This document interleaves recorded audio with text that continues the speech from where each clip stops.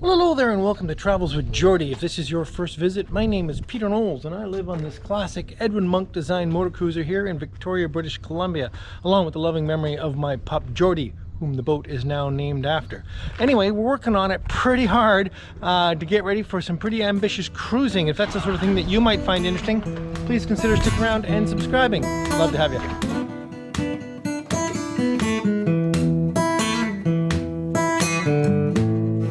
Today's a mishmash of things. What I want to do is I want to get it cleaned up at the boot stripe so that I can get boot stripe paint on here. And I'm kind of juggling against time now for the various things that have to dry. Epoxy and filler and bungs and any fairing that I do, and then top side paint 2 coats, bottom side paint 2 coats. And I only have so many days left. So kind of juggling around with all that kind of stuff. I'm going to carry on with butt blocks and I'm going to carry on with through hulls. Let's get to it. It is actually so refreshing to do some work on the outside of the boat for a little while. It's not necessarily on the agenda, but as I mentioned in the intro, I want to get going on some of the things that have to dry. And there's sort of a sequence of events. And one of the first things is getting the boot stripe, the bungs that are in here, and any fairing and filler. So, sand.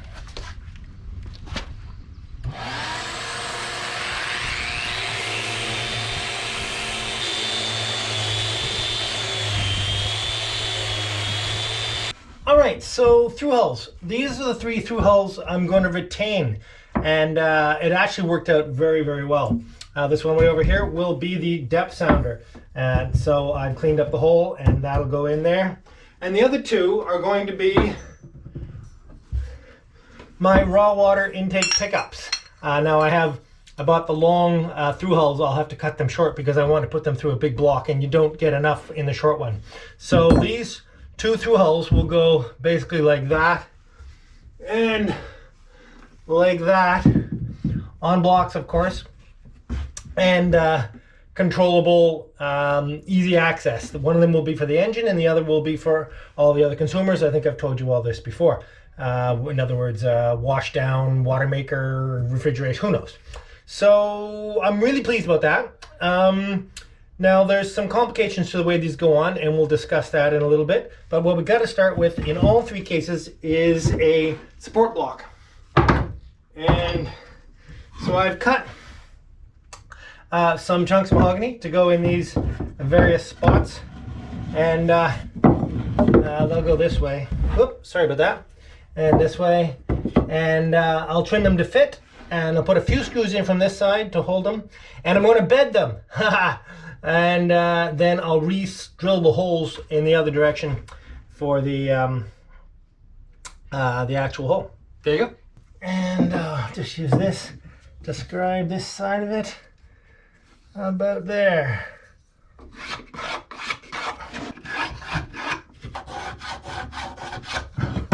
Okay.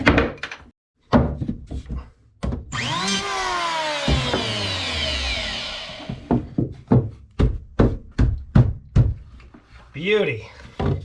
If you're going to use a power plane across the grain, you're going to get blowout at the corners. So if you're going to do it on all 4 edges, just do these ones first and you'll be able to clean up the edges relatively well.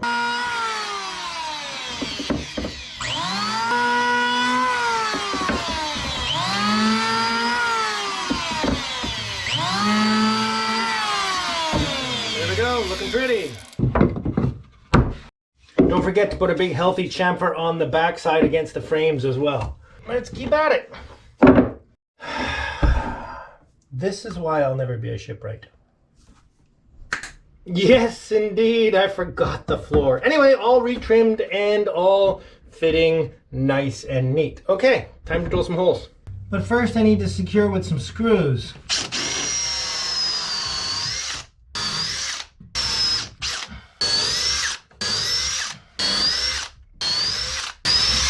Now I know what you're saying, what about the bedding, Peter? You promised us bedding. The thing is, I want to secure these in place, drill them through from the outside before I put the bedding in, because I really don't want to load my hole saw up with goop. First, I'm just tacking these in with number 10 screws,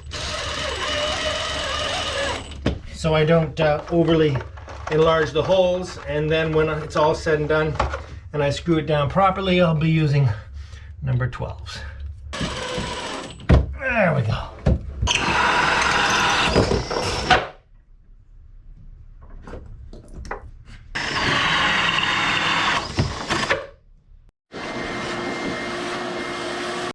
Oh, it's so nice to have it cleaner in here. Okay, here's an interesting situation. This through hull is going to go right here because it's going to be set up to close, swinging down like that. Now, happily, these things are ambidextrous. You can take out the stop stud and put it in the other way. So this one will be modified to close that way. This one closes this way. Now, that's all very well. But you'll notice because the hole is centered in the bay, it's a bit close to the floor. Now you say, well, that's not a problem. Excuse me, let me open it up again so I can see where I line up. Okay, because it almost fits, except I need to be able to rotate this in this position. Because it's my belief, although it's not very well documented, that when you install a flange type through hull,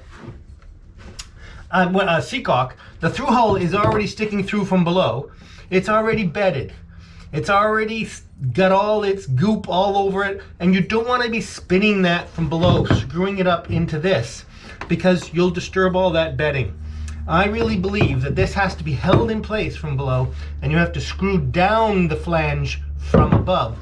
And that requires, of course, that I have enough clearance for the corners of the flange to swing here. Now it's very close, so I have to cut a little divot in the side of this floor here. Of course, it'll structurally be insignificant, but I just have to get it right.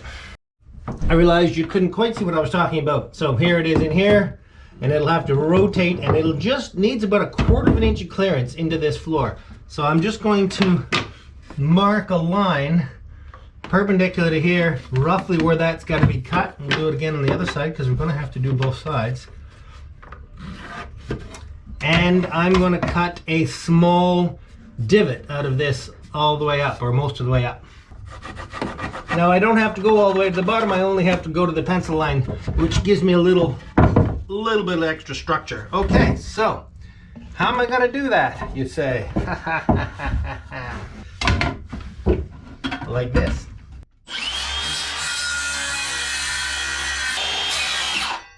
There we go. Nice, neat little divot. All right. Okay, so this is the forward end of the wheelhouse bilge, and I'm going to work my way aft. I've been thinking about how I'm going to do all this, and I have to do it in a number of steps.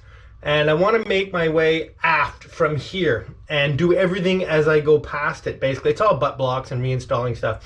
So I'm going to clean, I'm going to tidy up the floors, just because it got so dirty on top especially, a little bit of sanding. I'm going to oil them, yes, with linseed oil, especially the bottom.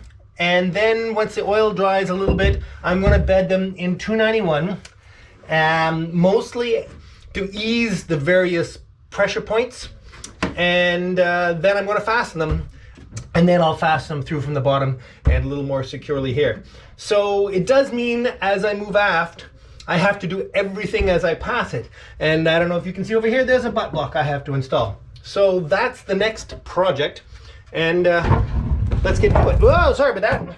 Before you went for your little ride there, I was going to say that I am going to bed down these blocks now, so that the bedding has a chance to spread out a little bit, and then I'll tighten the screws a little more, so that I know that it is spread out and as uniform as possible. So because I'm going to oil everything that I bed now, I'll first just oil these backs of these blocks. This is double boiled linseed oil. I'm not very familiar with linseed oil, but when I've used it in the past, as long as it's at least single or double boiled, it'll harden up in a reasonable amount of time. Now I don't want to get these too messy just yet. They sure look nice being mahogany. Okay, let's do the edges. Only the edges that I can't get at. I'll do the others once it's installed. Okay, that's gonna go there. There we go, that's gonna go there. That's gonna go there. Because I'm going to install the through hull fairly soon, I don't mind if it comes out a little bit around the edges. Now I'm just putting enough on here so that the pressure is equalized, and that's basically good to go. Put some screws in there in a minute. There we go. Right about. Perfect.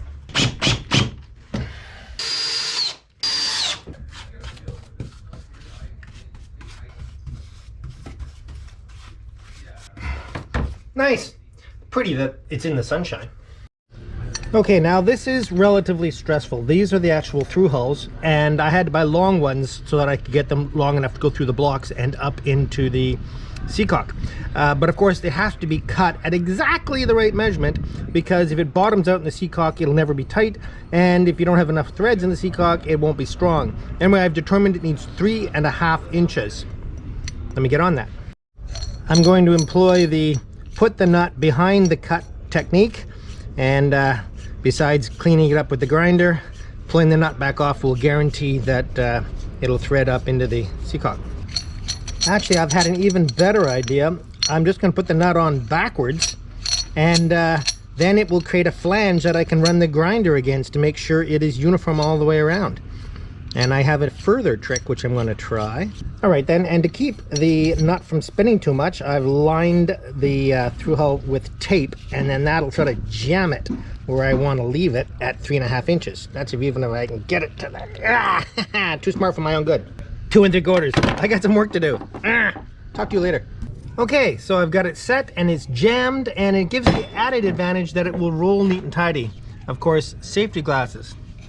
All right, this should cut very easily.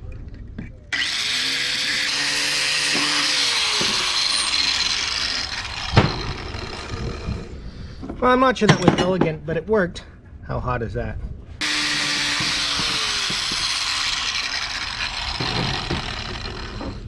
That one went quite easily. Perfect. I'll clean up the inside a little bit with a little half round, and we're getting pretty close. Don't want anything that any little bit of seaweed or something can catch on here. So before I get started, I have to change the handle swing of one of these. This one swings that way, and by removing that set screw and putting it in there, you change the handing of it. Let me not drop this in the bilge, Peter. Can you believe it? Happily, I had just cleaned up, so that was a very easy find. Okay, we'll go back on the other side. And now we have one left hand and one right hand. These ports are for Zerk fittings to be able to grease the ball in here. And but I'm going to have to put little 90 street elbows on before I can put a Zerk fitting on, because I'm not going to be able to get a gun in this direction. So I'm going to leave them capped for now, and I'll be able to put those fittings on later.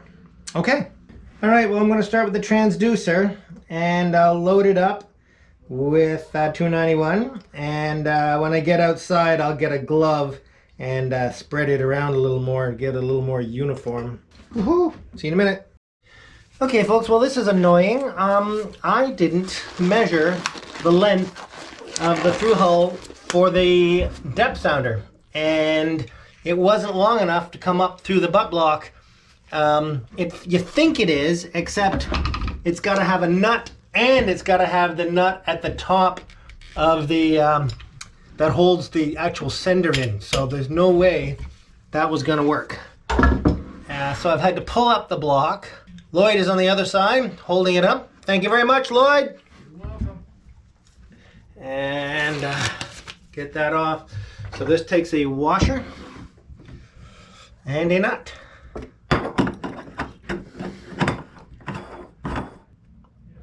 Okay, let me put the wrench on it. Okay, I'm gonna stop there and let it set up a little bit. Okay. And so it'll be more like a gasket, and then I'll be able to tighten it the last of it. Okay, we've done one. Okay then, so the trick now is to get some more on here.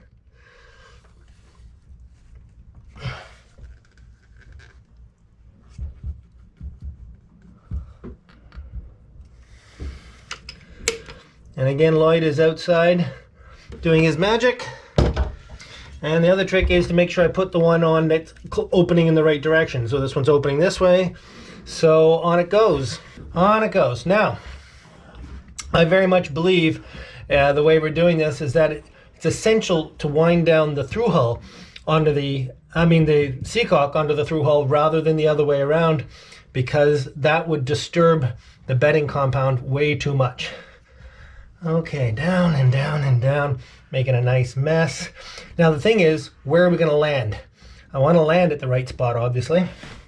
So it may mean that we have to make a small compromise and let the through hull turn just a little bit. Let me put this wrench in some sort of semblance of useful.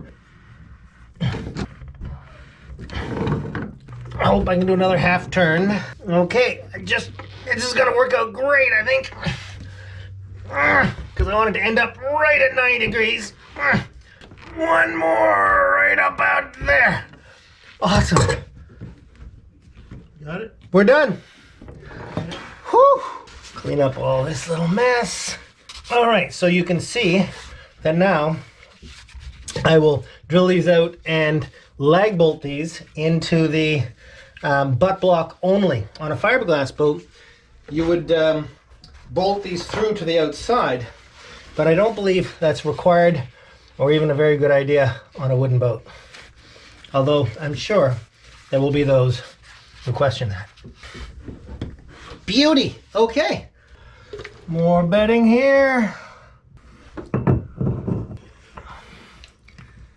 How you doing? Good.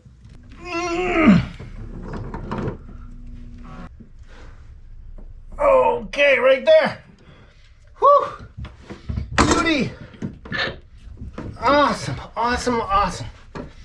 Okay, so where are we on the old bulkhead of jobs here? Well, this is today, and I was supposed to be make and fasten floors, and I didn't do that. And in fact, yesterday's post-it, which was abandon old and fit new through hulls, I'm only really getting to now. So I've had to acknowledge, and for a couple of other reasons, that I'm not going to make it. I'm not going to make it by my arbitrary launch date. So I'm going to move it ahead, let's say at least 4 more days.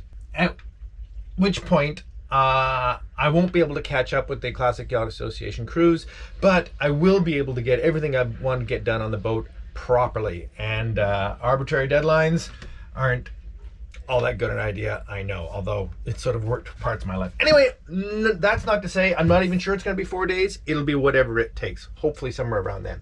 So this has to stay on the board.